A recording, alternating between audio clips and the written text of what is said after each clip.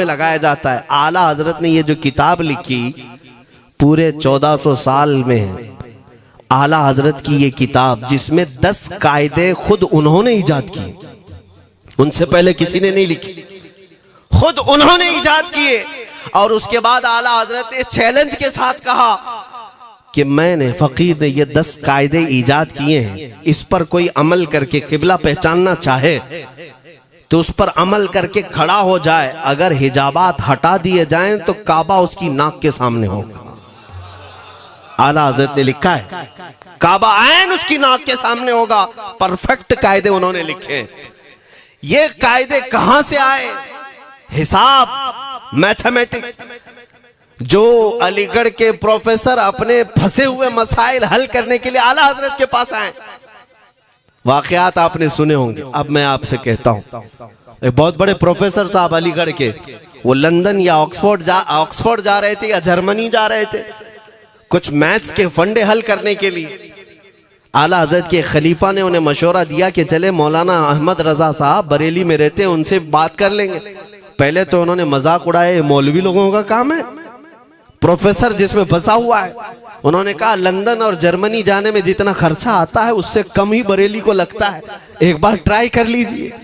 वो आए आला हजरत के यहाँ, वो मौलाना सैयद सुलेमान साहब के कहने पर जब आला हजरत के पास आए, असर का वक्त था, अजान हो चुकी थी, आप मस्जिद की तरफ जा रहे थे। प्रोफेसर साहब से मुलाकात हुई। आला हजरत ने पूछा कैसे आना हुआ? उन्होंने कहा एक बहुत पेचीदा मसले में फंस गया हूं, मैथ्स का, रियाजी का, हिसाब का हल नहीं होता, इसके लिए मैं बाहर का सफर कर रहा था। आपके शागिर्द मौलाना सुलेमान साहब ने कहा कि आपसे मिलने। आला हजरत ने कहा दिखाएं क्या मसला है?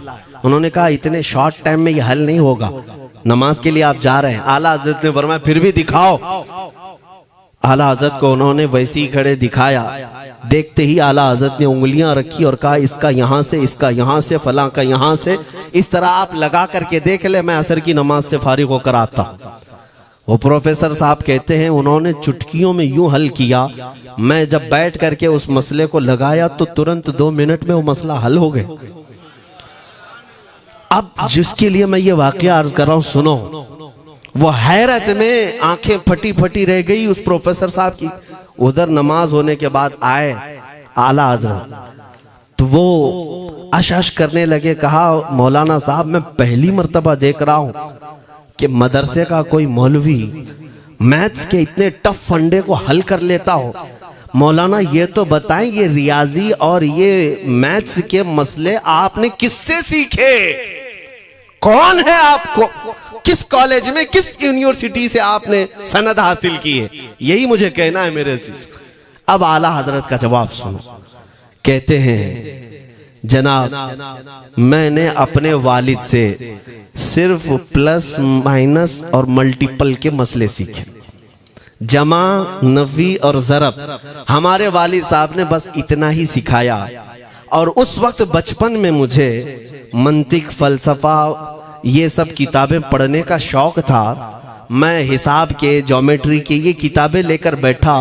मेरे वालिद आए, देखा, पूछा अहमद रजा क्या पढ़ रहे हो? मैंने दिखाया ये मंतिक है, फलसफा है या हिसाब की किताबें हैं।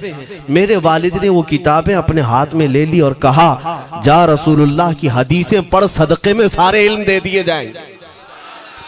आला हज़रत फरमाते हैं उसके बाद मैंने अपनी जिंदगी मेरे मुस्तफा के कदमों में लगा दी। ये जो आप देख रहे हैं ये मेरे मुस्तफा के कदमों से छनकर मुझे मिला है। बस बात समझ जाओ, ताकत इसी को कहते हैं।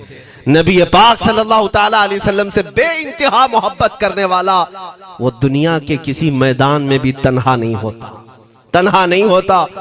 अजीजा ने गिरामी वक़ार, मैं इस बात की तरफ आपको ले जाता हूँ। एक सहाबी हजरत सलमा बिन अक्वा रदियल्लाहु ताला, इनको राजिलु रसूलिल्लाह कहा जाता है। हुजूर सल्लल्लाहु अलैहि वसल्लम के ऐसे सिपाही जितने गज़वात में गए, जितनी जंगों में गए, कभी घोड़े पर नहीं बैठे, पैदल। और वह ऐसा पैदल चलते थे कि कोई घोड़ा भी उनके साथ नहीं पकड़ पाता उनको जब वो भागते थे। घोड़ा भी अपनी तेज रफ्तारी के बावजूद उन्हें नहीं पकड़ पाता। उनको वो लक़ब मिला था राजिलु रसूलिल्लाह, छल करके सफर करने वाला रसूलुल्लाह का सिपाही। एक बार ऐसा हुआ, एक बनु कार्रा का शख्स जिसका नाम अब्दुर्रहमान है, ये मुनाफिक था, खबीस था। इसने तकरीबन 400 लोगों को जमा किया, अपने हम मिजाज लोगों को, और मदीने पर रात के वक्त एक बगीचे पर हमला किया, पूरे बगीचे को आग लगा दिया, और उसके बाद फिर जो खजूरें थी वहां से सब लूट लिया, लूट करके अपने घोड़ों पर रख लिया और निकल पड़ा। उस वक्त सिवाय हजरत सलमा बिन अकवा के कोई नहीं था। उधर 400 लोग लूट मार कर रहे हैं और खजूरें जमा कर रहे हैं, और ये तन्हा साहबी। इस साहबी का हाल ये है, घोड़ा भी नहीं होता था कभी नहीं। अब इनको जलाल आया कि मेरे मुस्तफ़ा के शहर की एक खजूर भी मैं बाहर जाने नहीं दूंगा जो चोरी करके जा रहा है। उसके बाद आपने पीछा करना शुरू किया, और हकीकत देखें आप, जब हदीस पढ़ेंगे, आला हजरत ने अल मलफूज में भी इसको नकल फरमाया।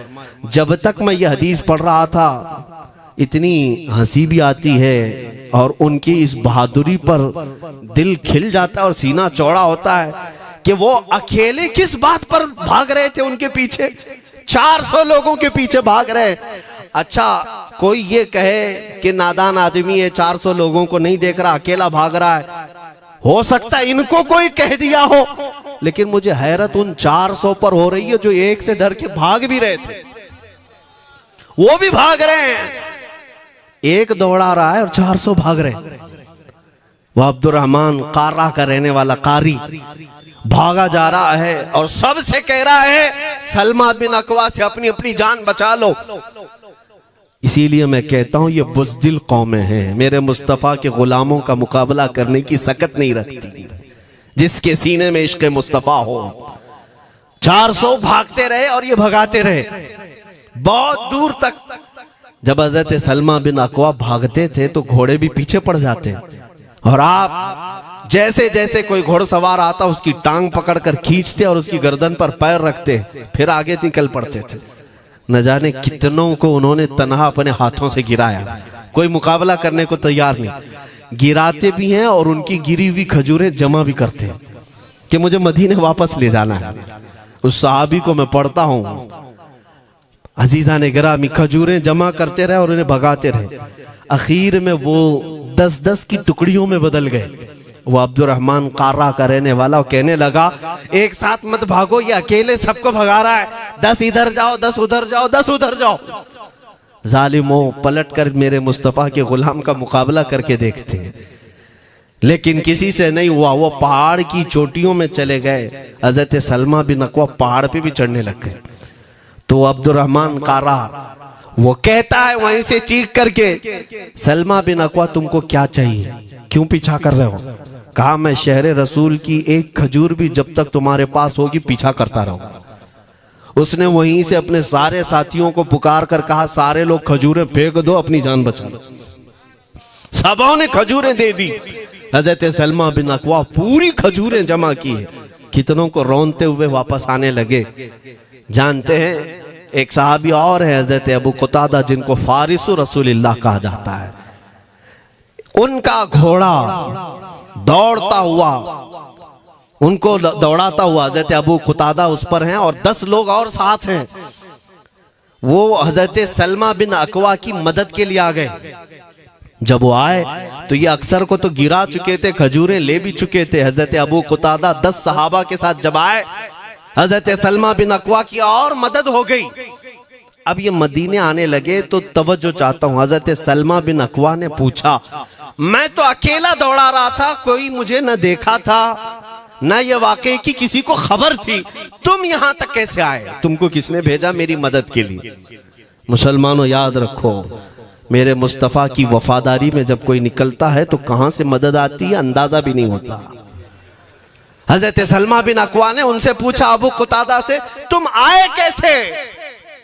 हज़रत अबू कुतादा ने जो जवाब दिया वो और ताज्जुब का था। कहा, हमने नहीं देखा, हमको मालूम भी नहीं तुम किसके साथ गए हो, हमें ये वाकया भी नहीं मालूम, लेकिन हम अपने खीमे में बैठे थे, हमारा ये घोड़ा दौड़ता हुआ है, ये घोड़ा दौड़ता हुआ आया और दोनों पैर बार बार उठा करके हिनहिनाने लगा। मेरा घोड़ा ऐसा कभी करता नहीं, वो जिहाद में जाने वाला घोड़ा है, फरमाबरदार है। अबू कुतादा ने उसको सहलाया, लेकिन फिर भी वो खामोश नहीं हुआ। हजरत अबू कुतादा कहते मैं पहचान लिया, वो अपनी पीठ पर मुझे सवार करना चाहता है। मैं इसकी पीठ पर बैठ गया। मेरे साथी भी ताज्जुब में थे, इतनी वक्त गुजर जाने के बाद घोड़े को न भूख लगी है न प्यास लगी है, ये कहां ले जा रहा है? अबू कुतादा कहते ये घोड़ा है जो तुझ तक हम सबको ले आया है। हजरत सलमा बिन अकवा ने कहा हाँ मुझे याद है, जब मैं उन 400 को दौड़ा रहा था तो तुम्हारा घोड़ा मुझे देख रहा था। पता ये चला दुनिया का हर जानवर भी मेरे